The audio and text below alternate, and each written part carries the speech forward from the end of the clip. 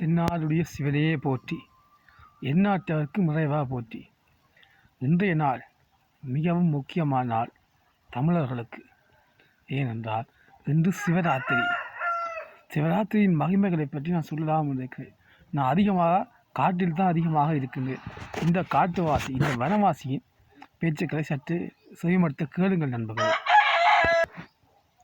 இன்றைய நாளின் சிறப்பை பற்றி நாங்கள் சொல்லப்போனால், மாலயர்க்கு அரியநாதன் வடிவிலோர் சோதியாகிய நாள். அதாவது பிரம்மா விஷ்ணுவை தங்களில் யார் பெரியவர் என்று சண்டை ஏற்பட்டது. அப்போது திடீரென்று சோதி பிளமாக தோன்றிய எம்பெருமான் தன்னுடைய அடிமுடியை கண்டுபிடிக்குமாறு கேட்டுக்கொள்கிறார். அடிமுடியை தேடினார்கள். ஒருவர் பன்றியாக மாறி அடியை தேடினார், மற்றவர் அன்னமாக மாறி முடியை தேடினார். இதுவராலும் கண்டுபிடிக்க முடியவில்லை. ஏனென்றால் எம்பெருமான் சிவனே மிகப்பெரியவர். சரி, சிவபெருமான் ஏன் மிகப்பெரியவர் என்று பார்த்தோமானால், இது பற்றி நாம் விஷ்ணு பகவானின் ஒரு அவதாரமான கிருஷ்ண அவதாரத்தில் நாம் பார்த்து கொள்ளலாம். ஒருமுறை பிரம்மதேவனின் ஆணவத்தை அடக்குவதற்காக கிருஷ்ண பரமாத்மா இந்த உலகத்தில், அதாவது இந்த அகண்ட உலகத்தில் எத்தனை பிரம்மாக்கள் இருக்கிறார்கள் என்று ஒரு முறை அவருக்கே காட்டுகிறார். என்றால் ஒவ்வொரு உலகத்திலும் ஒவ்வொரு பிரம்மாக்கள் இருக்கின்றார்கள், ஒவ்வொரு விஷ்ணுக்களும் இருக்கின்றார்கள். தேடி பார்க்கின்றார்கள். எக்கச்சக்கமான பிரம்மாக்களும் எக்கச்சக்கமான விஷ்ணுக்களும் இருக்கின்றார்கள். அங்கும் 4 யுகங்களும் மாறி மாறி அங்கும் வருகின்றன. ஆனால் எக்கச்சக்கமான பிரம்மாக்கள் ஒவ்வொரு உலகத்தில், அதாவது பூமியை சுற்ற உள்ள இந்த கேலக்சிக்கு ஒரு பிரம்மா ஒரு விஷ்ணு தான். இந்த பூமியை பொறுத்தவரை, இந்த சூரிய கிரகணங்களையும் பொறுத்தவரை, இந்த நட்சத்திர பால்மண்டங்களை பொறுத்தவரை ஒரு பிரம்மா ஒரு விஷ்ணு.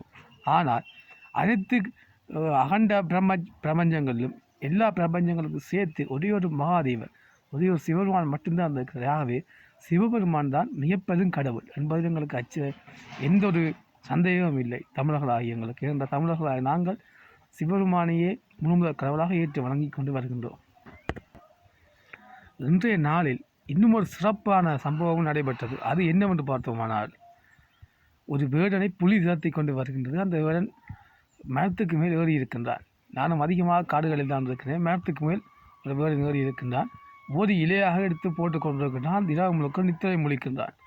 அப்படி நித்திரை முழித்து கொண்டு இருந்ததன் விளைவாக அவர் கீழே போட்டு கொண்டிருந்த ஒவ்வொரு இலையும் சிவலிங்கத்தின் கீழ் விழுந்தது. சிவபெருமான் காட்சி அளித்து அவருக்கு முத்தி பேறு கொடுக்கின்றார். இந்த நாள் மிகவும் முக்கியமான நாள் தமிழர்களாகிய நமக்கு. நன்றி நண்பர்களே. நமச்சிவாய வாழ்க, நாதன் தாழ் வாழ்க, இமைப்பொழுதும் என்னெஞ்சில் நீங்காதான் தாழ் வாழ்க. இமைப்பொழுது என்றால் மிகவும் சிறிய நொடிப்பொழுது. அந்த நொடிப்பொழுதில் கூட எம்பெருமான் சிவபெருமானை வணங்கி கொண்டு இருப்பவர்கள் ஆகிய பக்தர்களின் மனதிலிருந்து ஒரு இமைப்பொழுது கூட நீங்க மாட்டார் எம்பெருமான் சிவபெருமான். அந்த மகாவிஷ்ணுவும் ஒருவர் தான், சிவபெருமான் தான். இந்த பிரம்மாவும் சிவபெருமான் தான். அனைத்து உயிர்களும் சிவபெருமான் தான். மகாவிஷ்ணுவின் சிவனில் இவருக்குமான ஒரே அம்சம் என்னவென்றால், அதுதான் அடிகர தோற்றம். சிவன் பாதி, மகாவிஷ்ணு பாதி. எம்பெருமான் இப்படிப்பட்ட அன்புடையவர் என்பதற்கு இன்னொரு சாட்சி சொல்கிறேன். பன்றி இறந்து விட்டது. அதனுடைய குட்டிகள் கத்தி கொண்டிருக்கின்றன, பசியால் துடித்து கொண்டிருக்கின்றன.